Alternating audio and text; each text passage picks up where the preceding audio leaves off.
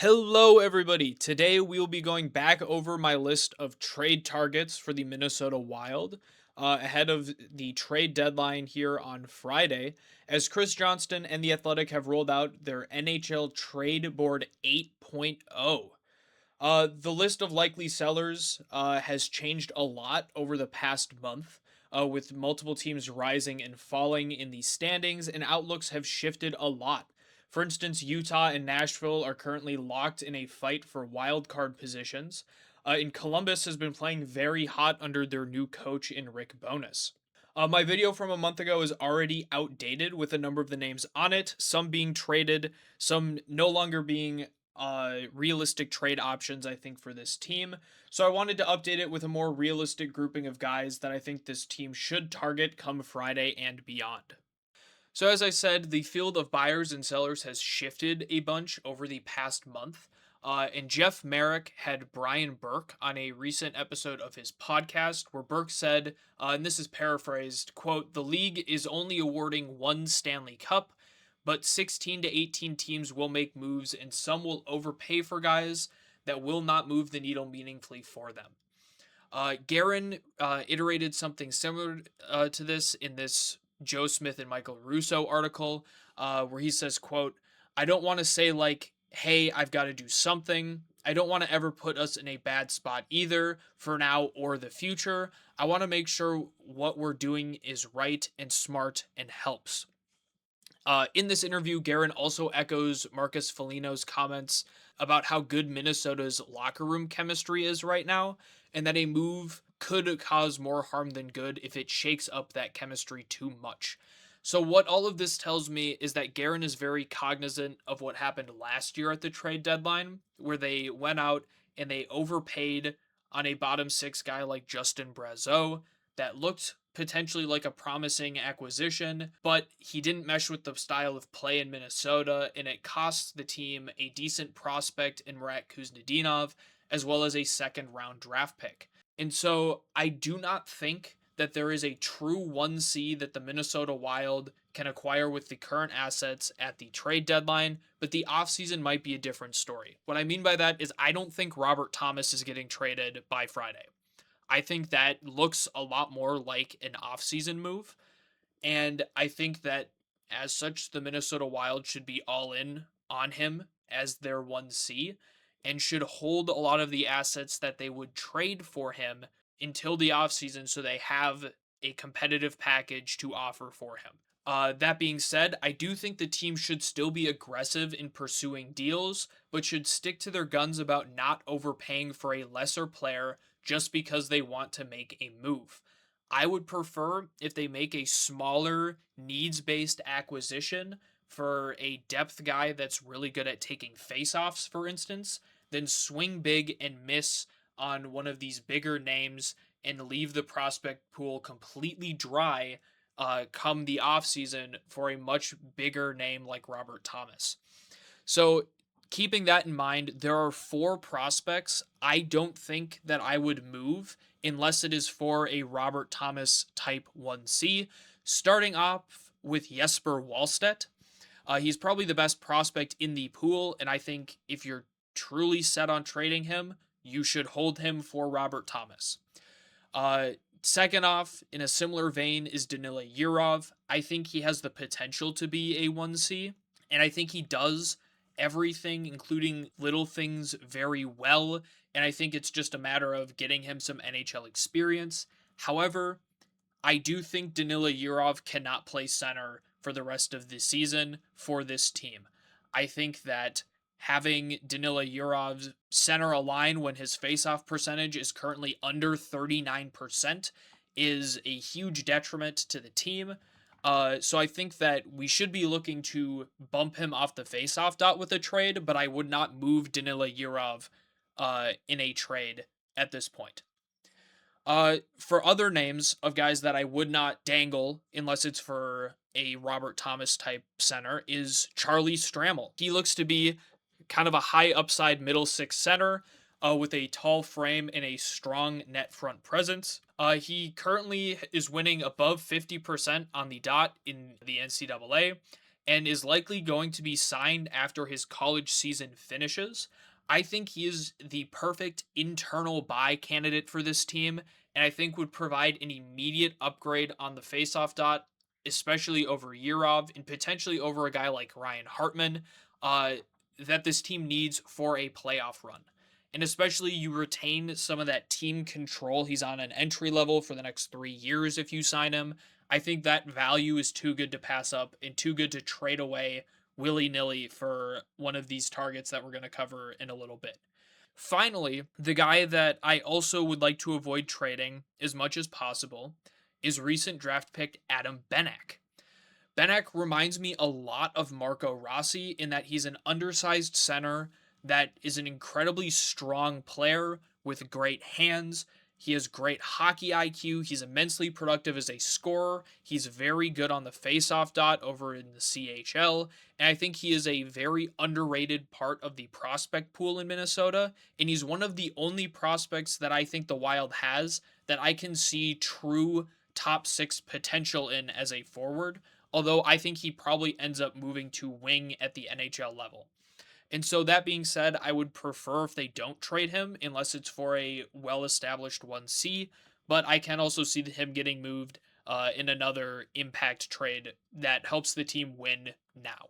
So jumping into the list of trade targets for the Wild, this will be a mix of guys that I think are likely targets for Guerin, or at least names that he will investigate thoroughly coming up on the trade deadline, including two that are mentioned here in Russo and Smith's trade tracker. However, I will also give reasons why I ultimately don't think either of those guys will end up as members of the Minnesota Wild. And I will go into a couple of names that I've seen significantly less buzz surrounding and I think would fit a little bit better in the timeline of the team and the cost that they will probably incur in a trade for them. So I think pretty obviously the first guy on this list has been the name that's been thrown around for months on end, even before the Olympics, but especially after the Olympics. In Vincent Trocheck for the New York Rangers. I think this is probably the likeliest piece that Guerin is looking at acquiring. He is a good, if not great, middle six center who is a good faceoff taker, as Russo and Smith point out in this article. He has a 55% faceoff win rate since the 2016-17 season, which does make him one of the better faceoff guys on the dot over that span. For reference, the Minnesota Wild as a team currently sit at 46.2%, which lags significantly behind their divisional opponents in Dallas, who have a 52%, and Colorado, who have a 51.3% win rate on the dot. Trocheck does have 38 points in 45 games played this season and is a consistent 70 or 60 to 70 point player, making $5.625 million over the next 3 years.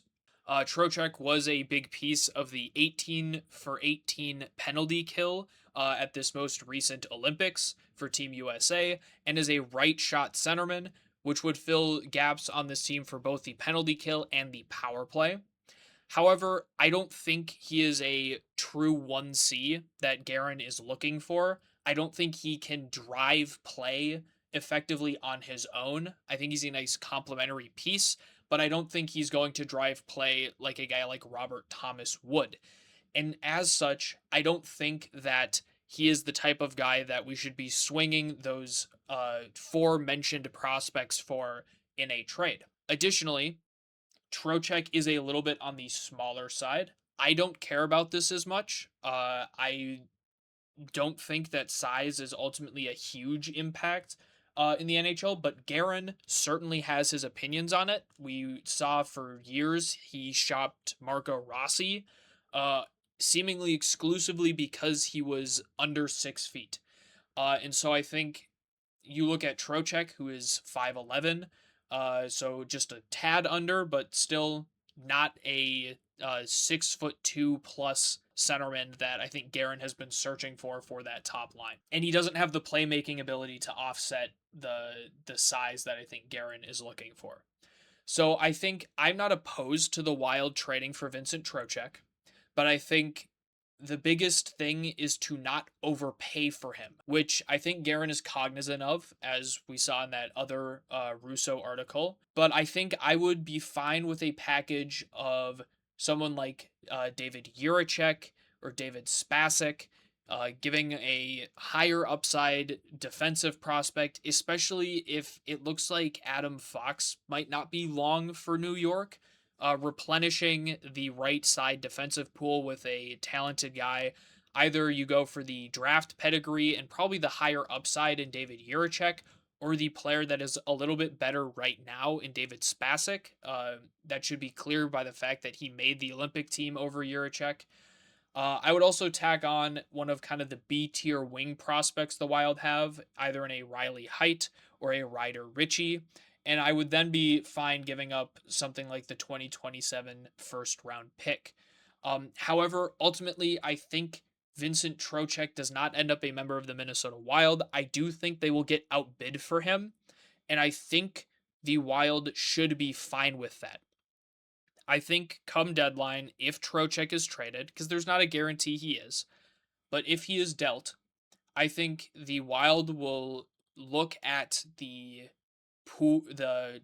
prospect package that got sent for Vincent Trocheck and breathe a sigh of relief that we did not try to match that. And so especially when I look at his like the reported package that I've seen of Strammel and a first and kind of whatever, and you compare that to the deal the team sent for Quinn Hughes, which is 4 first-round picks in Zeev Buium, Marco Rossi, Liam Ogren, and a 2026 first, and you compare that to the asking price reportedly for Robert Thomas, which is theoretically 3 higher first-round pick assets, plus depending on what those assets are.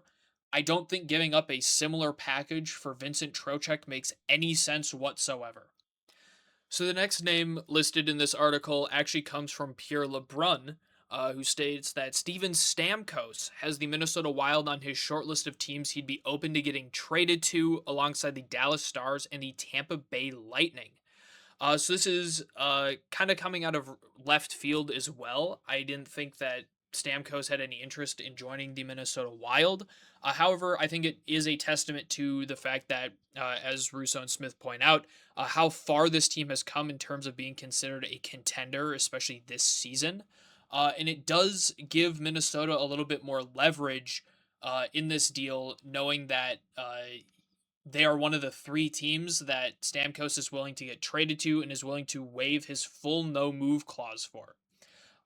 Also, Steven Stamkos is under an $8 million a year contract for the next 2 seasons, which the Wild can fit without any retention on the part of the Nashville Predators, which I think is a bit of a win win for both teams, given that it allows Barry Trotz, the general manager for Nashville, to just have kind of a clean break from Steven Stamkos.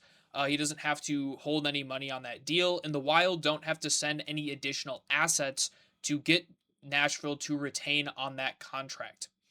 Stamkos is in the twilight of his career at 36 years old, but is still incredibly productive as a centerman. He does have 30 goals and 46 points in 59 games this season, and has won 55.6% of his faceoffs on the dot.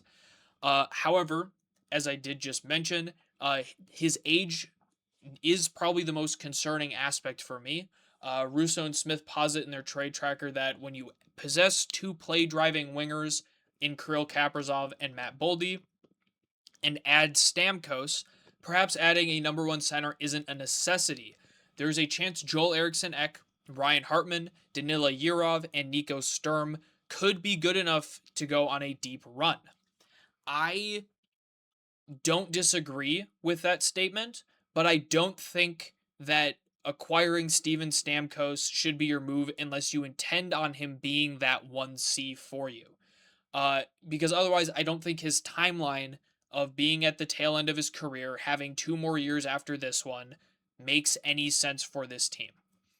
I don't think he will cost nearly as much as Trocheck or other options would at the deadline, given that full no move clause. I look at the Artemi Panarin trade as an example, and I think a similar package could be made for Steven Stamkos of potentially a higher level prospect that has some higher upside, and a guy maybe like David Juracek, and then some conditional picks that would get better depending on how deep the Wild go in the playoffs this season.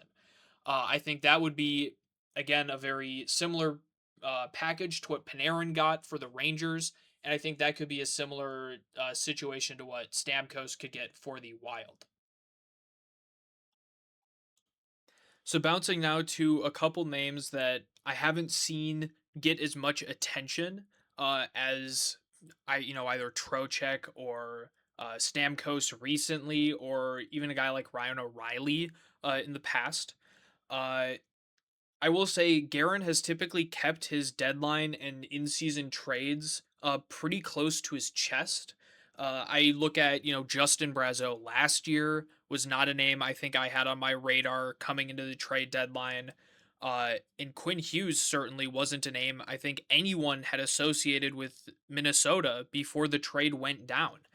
And so given that I'm unsure this team swings on a guy like Steven Stamkos, uh, or Ryan O'Reilly from Nashville, I wanted to turn to a couple of names that I really haven't seen a lot of steam on from their current main rival for a wild card spot in the Utah Mammoth. So actually, the first one we're going to cover is Nick Schmaltz, and this portion of that Wild Trade Deadline article from Russo and Smith is the first time I've seen Nick Schmaltz's name mentioned as being tied to the Minnesota Wild. And so I think I'm going to talk about two guys from Utah. Uh, I had one of them in my previous video in Nick Bukestad, but he's obviously already been traded. So I'm going to pivot to a different one. And I'm just going to kind of go over both of them and why I think they might be better options than a guy like Trocheck or a guy like Steven Stamkos. So, like I said, we're going to start off with Nick Schmaltz, who is a 30-year-old right shot centerman in the final year of a 7-year, $5.85 million deal. Schmaltz currently has 23 goals and 55 points in 60 games, centering a first line of Clayton Keller and Lawson Krause for the Mammoth. He does have the worst faceoff numbers of any of the names that I will mention. For this season, he's currently sitting at 46.4%. However, I will point out that is an immediate improvement over Ryan Hartman and over Danila Yurov. However, that faceoff percentage jumps to 49% on the power play. So he is a little bit better as a center on the power play. He's a right shot. So I think he fits all of those power play needs that Russo and Smith have mentioned repeatedly in their articles. He's also kind of being posited as this as a rental piece. His contract is expiring, so he's likely going to be a little bit cheaper than some of those guys that have term like Stamkos or like Trocheck. Uh, Kind of the big thing for this is it hinges on whether or not the Mammoth see themselves as truly being able to beat out a team like Nashville for a wild card spot. Um, I will say I've seen some rumblings and some rumors that Nick Schmaltz does not want to stay in Utah after this season. So that could drive, maybe they want to do more of a hockey trade of trading Nick Schmaltz for like Ryan Hartman or something. And obviously there would be more assets attached, but doing something more of that where you're still keeping a competitive window this season open, but you're moving on from a guy that is leaving at the end of this season. I do think that regardless, this team should target Nick Schmaltz in the offseason as a free agent. I think he would be the creative playmaking first line center that this team has been looking for. I think his age, even though he's 30, I think that still fits very nicely in the core of Kaprizov and Boldy and Quinn Hughes.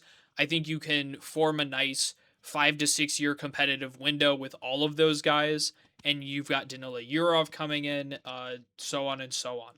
So I think that he would be a cheaper option where you don't have to break the bank in terms of your prospect pool to pick him up.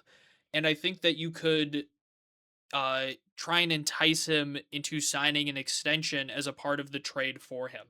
As Russo and Smith mentioned in their recent insider, uh, the Wild have inquired about him, but Utah's currently vying for a playoff spot, so that might result in this being an off-season target instead. The other name from Utah that I think this team should be interested in is Barrett Hayton, who is currently Utah's third line center, but is a 25-year-old RFA who is 53.7% on the dot this season, which puts him as second on the Mammoth. And even though he only has 22 points in 55 games this year, I think he would still be a worthwhile player to target. Given the fact that he is an RFA, you retain a little bit of team control there. But B, again, he's an immediate upgrade as a face-off taker, and I think that would put him as second on the Minnesota Wild in terms of face-offs as well, trailing only Nico Sturm. And so I think he is not a flashy 1C, obviously, but could be a little bit cheaper of a addition in terms of just shoring up the middle and getting guys that clearly can't take face-offs at a high caliber off the dot, even if it's just for this season, so that we can have the strongest possible team going into the playoffs. So outside of those four main trade targets that I think the Wild should at least inquire on, uh, I think that this team should also be very aggressive in the college and free agent market, going into the playoffs in through the offseason. Corey Pronman did a very nice kind of roundup of the top free agents here for the Athletic, and I think that as he mentions, outside of this top name that I'm going to mention, none of them are kind of surefire NHL things. However, I think there are a couple of potentially nice looking pieces that I think if they mesh well in the top six of the Minnesota Wild could stick there and could be impactful forwards, at least as stopgaps going into the offseason. So starting off this list, I think obviously the Minnesota Wild should be all over KHL left winger Vitaly Pinchuk. He's a 24-year-old. As Pronman as Pronman labels him as a left wing, his elite prospect also labels him as a center. He is a 6'3" forward that has dominated the KHL in the last two seasons. He had 43 points with 25 goals in 66 games last year, and is projected to finish with 69 points and 33 goals in 65 games this season. The Minnesota Wild obviously have a ton of Russian connections with Danila Yurov, Kirill Kaprizov, Yakov Trenyan, and Vladimir Tarasenko that could help make Pinchuk more comfortable coming over and joining this team. Uh, and then, as Pronman mentions, I think that he could be a good, well paced, scoring middle six winger that I think could be a long term replacement for Marcus Johansson on the second line opposite of Boldy. And given that he's also labeled as a center, you could explore him taking some faceoffs and just see what he looks like in North America in terms of being a centerman. But I think his most likely landing spot is that second line left wing for the Minnesota Wild. The second name that I have is also number two on Pronman's list, which is Tyson Gross, the center for St. Cloud State. Gross is a 23-year-old right shot center who stands at 6'3" and has notched 18 goals and 41 points in 34 NCAA games for St. Cloud. He is one of the best college centers on the faceoff dot, where he has a 59.3% win rate on faceoffs in college hockey. I think he looks probably as a middling middle six centerman, but I think he has the upside to fill in gaps everywhere on this Wild roster. Especially, like I mentioned, if he meshes well with guys like Kaprizov and Boldy, I think he's an immediate upgrade as a center over a guy like Ryan Hartman. And I think at a bare minimum, he can serve to slide Danila Yurov off that third line center spot and provide some more stability down the middle going into the playoffs. The last name I want to mention is a little bit further down this list in TJ Hughes for Michigan. He is also a centerman. He's 24 years old and stands at 6 foot even and is a right shot center for the Michigan Wolverines. Hughes is also a great faceoff taker. He's won 56.5% of his faceoffs this season and has also notched 18 goals in 47 points in 34 games. He is a legit playmaker, as Pronman mentions. His main problem is that his skating will likely limit his upside in the NHL. However, I think the biggest need for the Wild right now is to bring in somebody that can slide Danila Yurov off the 3C spot. I have no doubts that Yurov has the upside to be a center in the future. I just don't think that his sub 39% win rate on faceoffs this season is at all indicative that the Wild should continue to pencil him into that spot for the remainder of this year and for the playoffs. And so I think Hughes could come in and set up on that 3C. And if he gels well with Yurov on one side and Tarasenko on the other, I think that's a nice scoring third line. But I think Hughes is probably your backup plan in case you cannot get Tyson Gross to agree to come to the Minnesota Wild.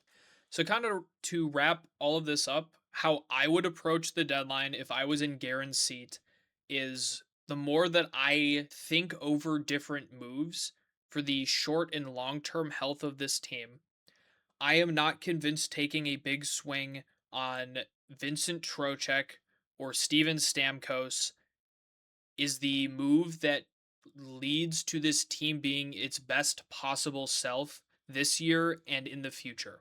I would be more in favor of holding the valuable assets of guys like Wallstedt, Urov, Stramel, Benak, and even that 2027 first until the offseason, where I would try and swing a larger trade of a guy like Robert Thomas. Obviously, if it's heating up that he's going to get traded at the deadline, all of this goes out the window. I'm putting all of my chips in on Robert Thomas, but I think he everything about his situation looks more and more like it's a trade that happens after the season is done and when teams have a little bit more flexibility because that would yield the Blues the best possible package for him. And so, in terms of the moves that I would make, is I would target Schmaltz as my number one option as a center, and I would pivot to a guy like Barrett Hayton if you cannot get Schmaltz. And I think if you can't get Schmaltz, that should kind of end your dream of acquiring a 1C at the deadline. Because I don't think Trocheck is a 1C. I think Stamkos has maybe 1 or 2 years of being a productive 1C left in him. And so I think that you should not try and turn any of these guys that are not 1Cs into a 1C, and you shouldn't give up the assets that you would trade for a 1C for either of them. So, like I said, I would primarily target Schmaltz. I would pivot to Barrett Hayton if you can't get the Schmaltz trade to work, and I would target Schmaltz again in the offseason.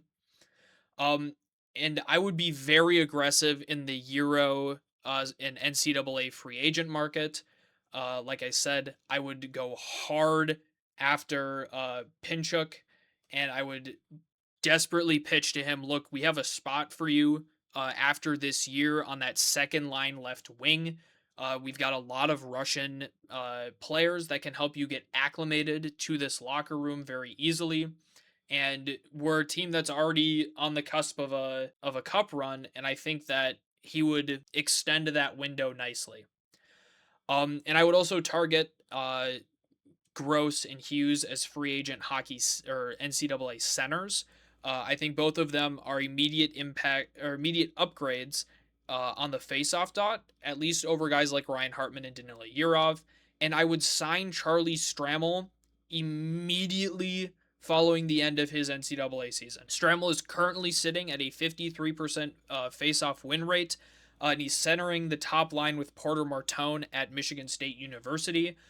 He is a 6'3" right shot center. So again, he is the handedness that Guerin is looking for. He is the height that Guerin has been looking for, and he has 19 goals and 41 points in 32 games this season.